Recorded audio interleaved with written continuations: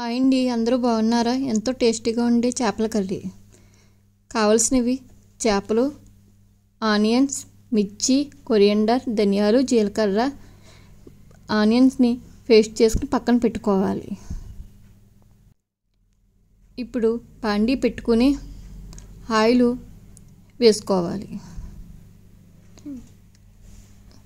Onion paste వేసి పచ్చిమిర్చి,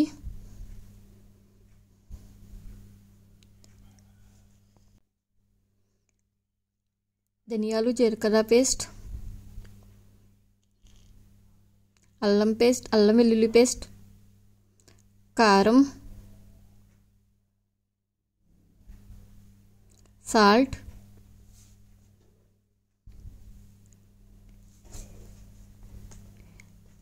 garam masala powder అన్నీ వేసి బాగా కలుపుకోవాలి.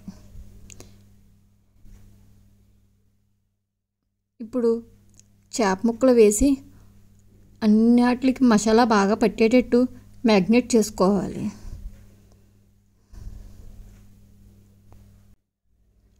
కొరియండర్ కూడా వేసి ఇప్పుడు స్టవ్ వెలిగించుకుని సిమ్లో పెట్టుకుని ఉడికించుకోవాలి. ఒకసారి మూత తీసి కలుపుకుని ఇప్పుడు టేస్ట్కి సరిపడా కారం, ఉప్పు చూసుకోవాలి. చూసుకున్న తర్వాత ఇప్పుడు ఫోల్డ్ చేసుకోవాలి.